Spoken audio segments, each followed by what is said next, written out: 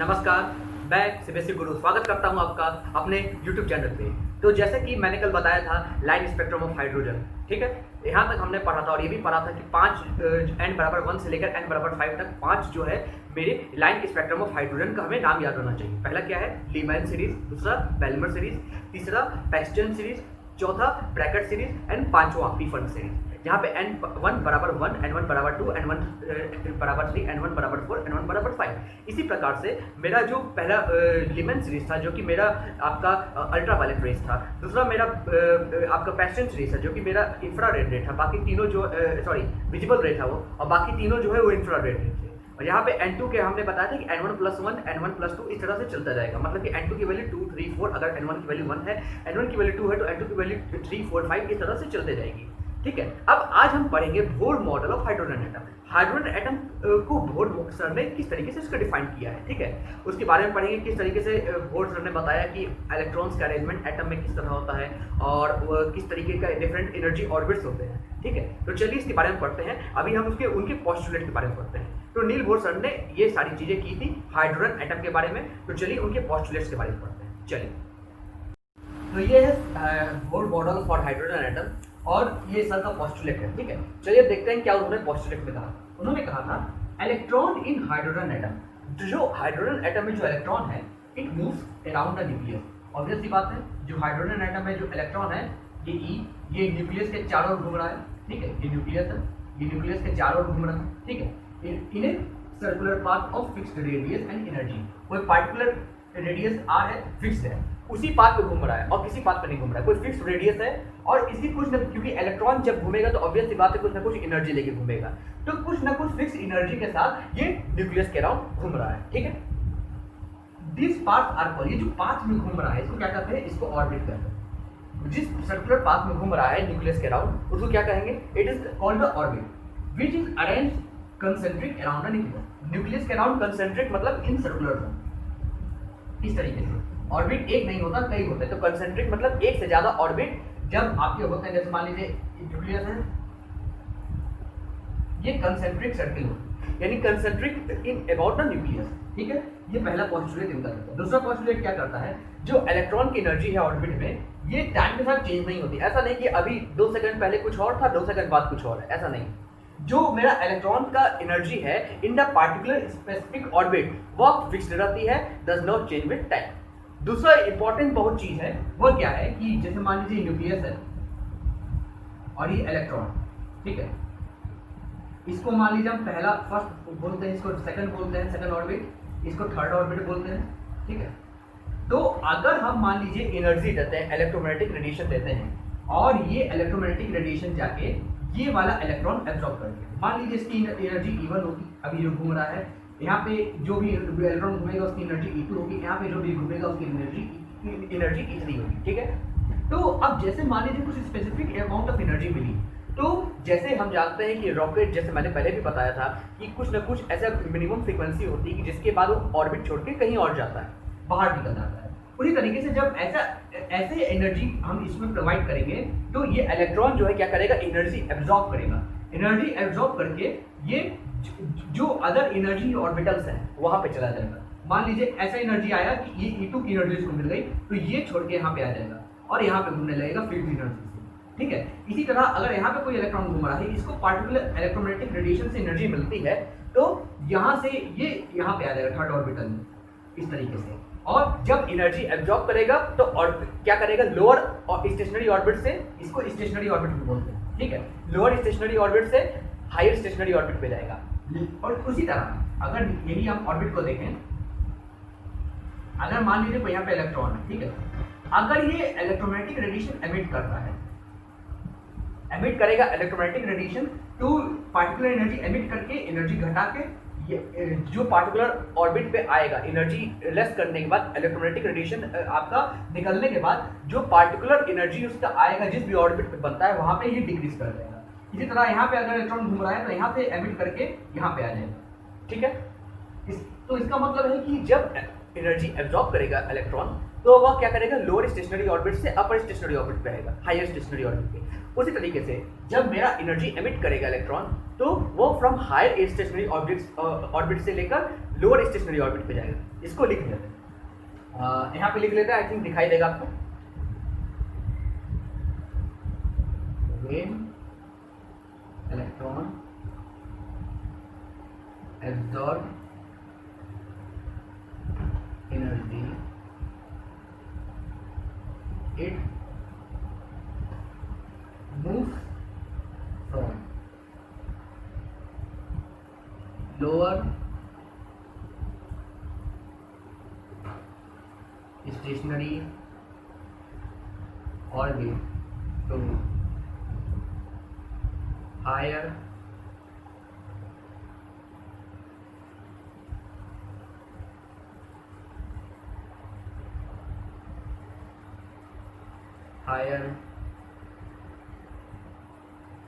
stationary orbit। इसी तरह if electron emit energy then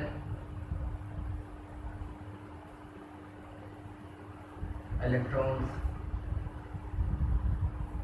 move from higher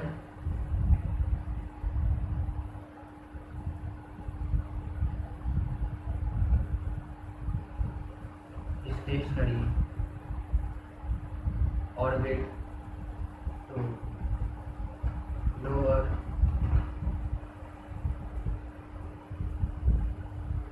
stationery.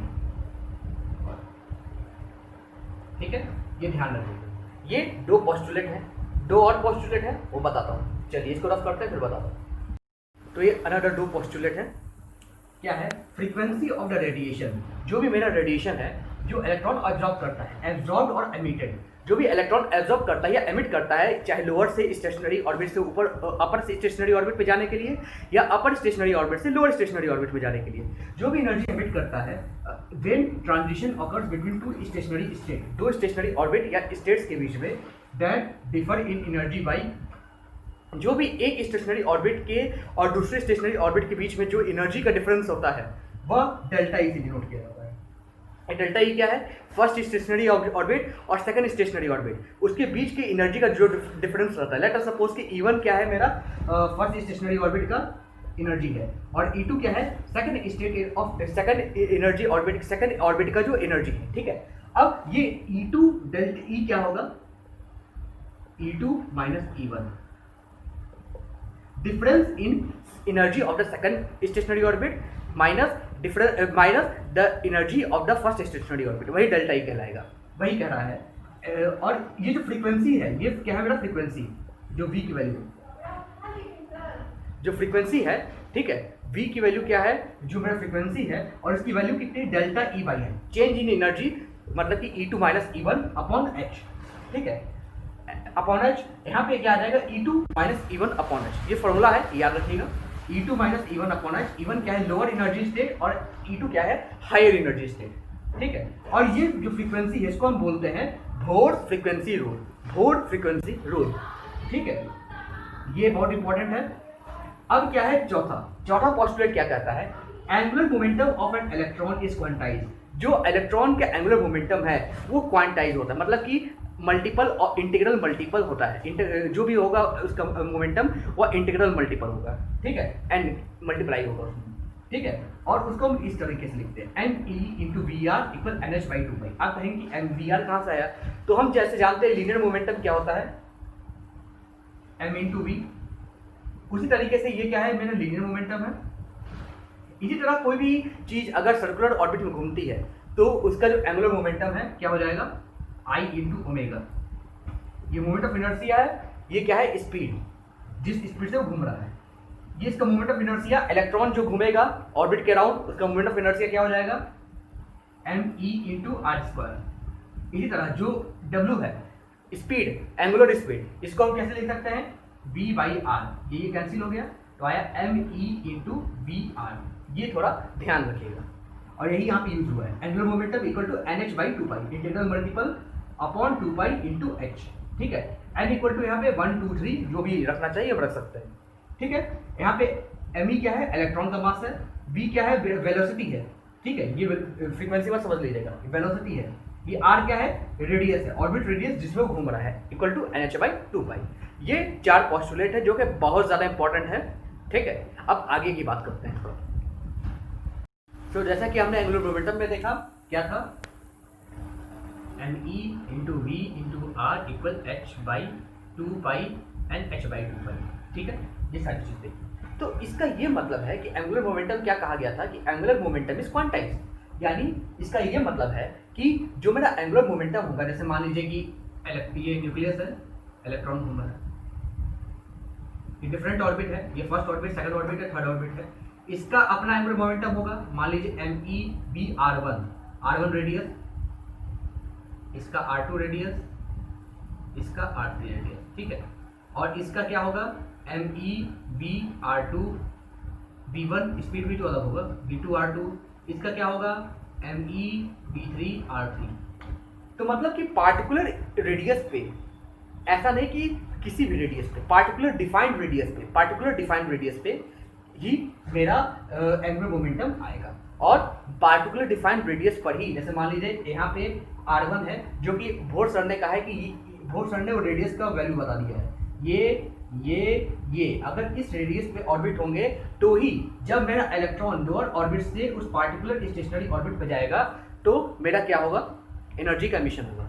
तो ये जान लीजिए कि भोर सर ने बस एक बहुत सारा डेरिवेशन किया था जो कि हम यहाँ बता नहीं सकते, क्योंकि वो हायर क्लास की चीज़ है, वो आपको थोड़ा हायर क्लास एमटेक वगैरह में पढ़ना है, ठीक है। जब आप डिटेल एमटेक वगैरह करेंगे, जब ग्रेजुएशन के बाद पोस्ट ग्रेजुएशन करेंगे, उसमें ये डिटेल में पढ़ना होता है, लेकिन अभी 12th में आपको सिर्फ फॉर्मूला याद करना है, इतना जान जाइए। भोर सर ने ये कहा कि जो मेरा इलेक्ट्रॉन घूमेगा, जैसा कि मेरा किसने कहा था, रदरफोर्ड सर ने, कि इलेक्ट्रॉन जो है किसी भी ऑर्बिट के अराउंड घूम रहा हो, लेकिन ऐसा नहीं होता है, ठीक है। उन्होंने सब स्टडी किया, कैलकुलेशन किया, पूरा डिटेल कैलकुलेशन किया, और फिर वे इस कंक्लूजन पे पहुंचे कि भाई इलेक्ट्रॉन जो है किसी पार्टिकुलर स्पेसिफिक ऑर्बिट में घूमते हैं, जो कि कैलकुलेशन किया उन्होंने, सब कुछ कैलकुलेशन किया, और ये कहा कि ये मैं वैल्यू बता दे रहा हूँ, ये रेडियस पे, इतने रेडियस पे मेरा इलेक्ट्रॉन घूमेगा, फर्स्ट रेडियस पे फर्स्ट ऑर्बिट, सेकंड रेडियस पे सेकंड ऑर्बिट, इसके बीच में कोई ऑर्बिट आएगा तो वहाँ पे इलेक्ट्रॉन पाया नहीं जाएगा, ठीक है। तो अगर ट्रांजिशन भी होगा इलेक्ट्रॉन का from the lower stationary orbit to the higher stationary orbit, तो भी स्पेसिफाइड रजिस्टर, जो डिफाइंड रजिस्टर, जो मेरा रेडियस है, जो डिफाइंड रेडियस है, उस पर ही ट्रांजिशन होगा, और तभी मेरा इलेक्ट्रोमैग्नेटिक रेडिएशन एमिट होगा, वरना नहीं। तो उसको चलिए नोट कर लेते हैं। चलो यहाँ पे क्या लिख सकते हैं, दिख रहा है ना,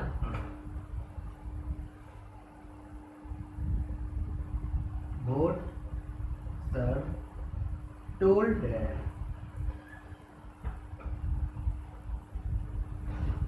इलेक्ट्रॉन विल, या electron revolves in a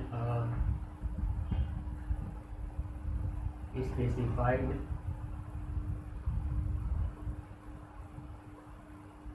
stationary orbit as calculated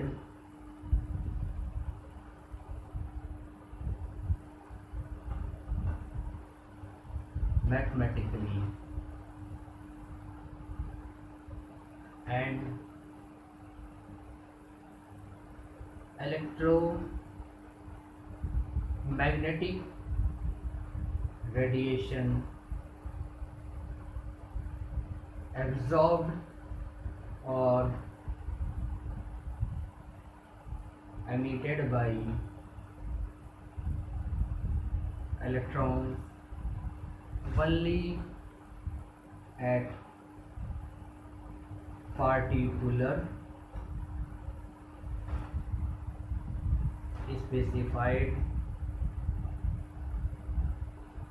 radius orbit and transition also from lower orbit to higher या हायर से lower orbit in that specified radius. ठीक है, उस पार्टिकुलर स्पेसिफाइड रेडियस में ही ऐसा होगा, उसके अलावा किसी में भी नहीं होगा। उन्होंने बता दिया, एक फॉर्मूला मैं बताऊंगा जहाँ पे उन्होंने ये बताया है इस रेडियस पे, इस रेडियस पे, इस रेडियस पे, इस रेडियस पे, इस रेडियस पे मेरा ऑर्बिट होगा, उसके अलावा कहीं भी ऑर्बिट नहीं होने वाला। ठीक है, उन्होंने सीधा बता दिया कहीं ऑर्बिट नहीं होगा, इसी में ट्रांजिशन होगा, इसी में इलेक्ट्रॉन घूमेगा, इसी में एनर्जी अब्जॉर्ब करेगा, इसी में एनर्जी का आपका एमिट करेगा। ठीक है, यहाँ तक बात समझ में आती है। अब आगे देखते हैं वो फॉर्मूला क्या है। पहले वो पॉस्टुलेट पढ़ते हैं, मतलब कि किस बेसिस पे उन्होंने ऐसा कहा। डेरिवेशन तो हम नहीं पढ़ सकते, लेकिन ये तो पढ़ सकते किस बेसिस पे कहा, उसके बाद हम फॉर्मूला भी बताएंगे। ठीक है, चलिए इसको रफ करते हैं। चलिए देखते हैं according to the Bohr theory of hydrogen atom. ये ध्यान रखिएगा, जो भी हम बात कर रहे हैं सब हाइड्रोजन एटम की बात कर रहे हैं। ठीक है, और कोई एटम कंसिडर न कीजिएगा, फिर हाइड्रोजन एटम की बात चल रही है। तो चलते हैं according to the Bohr theory of hydrogen atom. वे क्या कहते हैं? ये कहते हैं स्टेशनरी, पहला क्या है? Stationery state for electron. जो इलेक्ट्रॉन का स्टेशनरी स्टेट होता है, जैसे मान लीजिए जो पार्टिकुलर फिक्स्ड ऑर्बिट होता है जहाँ पर रोटेट करता है, मतलब कि ऑर्बिट करता है, आर नंबर, जो भी जिस भी मेरा ऑर्बिट में घूमता है तो उस ऑर्बिट को हम नंबरिंग देते हैं। कैसे? ये न्यूक्लियस है, हम उसको नंबर देते हैं। कैसे?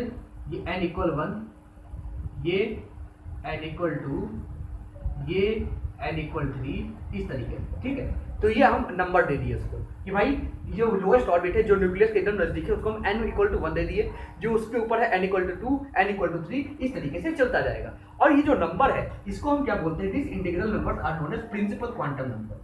प्रिंसिपल क्वांटम नंबर, ये बहुत इंपॉर्टेंट है, याद रखिएगा, प्रिंसिपल क्वांटम नंबर इसको बोलते हैं। ठीक है, दूसरा ये थ्योरी क्या करती है कि जो रेडियाई है, जो मैंने कहा था एक पार्टिकुलर रेडियस में घूमेगा इलेक्ट्रॉन, उसका फॉर्मूला दिया है radius of the stationery orbit. जो रेडियस स्टेशनरी ऑर्बिट का वो क्या है कि Rn मतलब R1, R2, R3, radius of first orbit R1, radius of second orbit R2, radius of third orbit R3, इस तरीके से चलता जाएगा।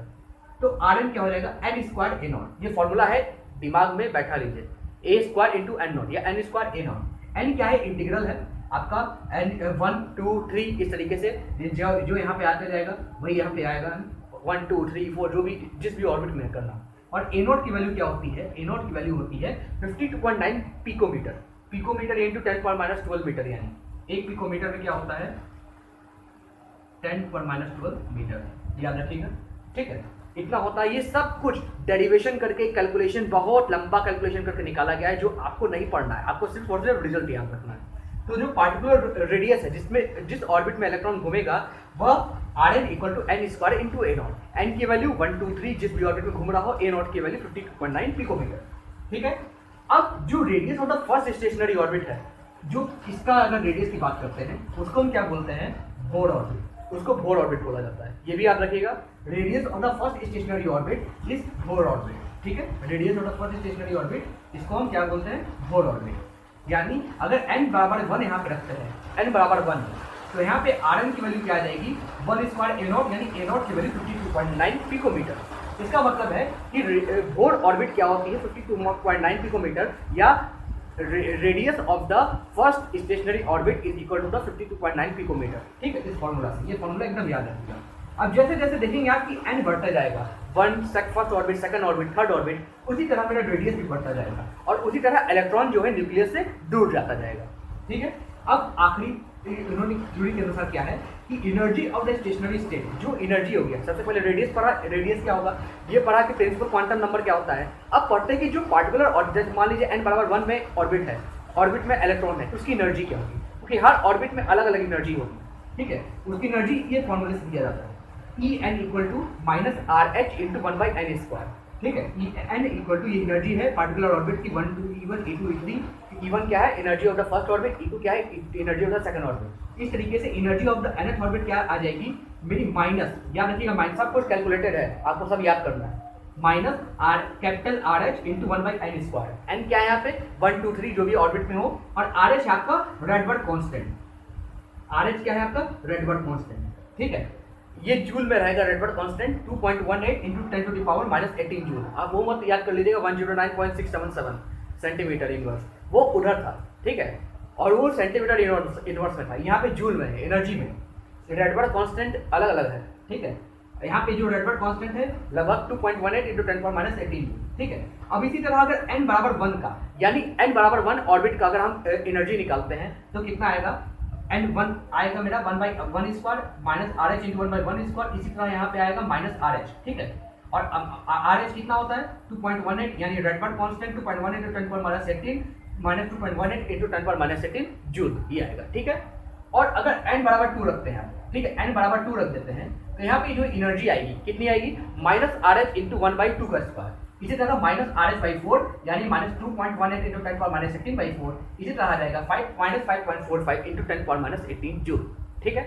ये मेरा फर्स्ट ऑर्बिट सेकंड ऑर्बिट का एनर्जी आया है। इसी तरीके से मेरा यहाँ पे रेडियस आया है कि भाई इससे हमें क्या क्या मालूम चले। यहाँ से पहली चीज प्रिंसिपल क्वांटम नंबर क्या होता है, फर्स्ट ऑर्बिट में घूम रहा है तो प्रिंसिपल क्वांटम नंबर n = 1 हमने बता दिया, n = 2 n = 3 वो प्रिंसिपल क्वांटम नंबर पे घूम रहा है। दूसरा बोर सर ने क्या कहा हाइड्रोजन एटम के बारे में, सेकंड चीज कहा जिस रेडियस में घूम रहा है उसकी वैल्यू क्या होगी, a0 into n square, a0 की वैल्यू 52.9 पिकोमीटर, n 1 2 3 वही प्रिंसिपल क्वांटम नंबर। इसी तरह जो ऑर्बिट में घूम रहा है उस इलेक्ट्रॉन की एनर्जी क्या होगी, वो आएगी minus capital RH into 1/n square. RH क्या है, मेरा रेडबर्ग कांस्टेंट है जिसकी वैल्यू 2.18 इंटू 10⁻19 जूल, वो वाला रेडबर्ग कांस्टेंट मत याद कर लीजिएगा 109.677, वो चीज़ अलग है, ठीक है, वो वेव नंबर में था, ठीक है। वेव नंबर में हम चीज़ निकाले थे कि भाई वेव नंबर में सारी 109.677 इंटू 1/2 का स्क्वायर माइनस 1/n स्क्वायर जो भी निकाले थे, ठीक है।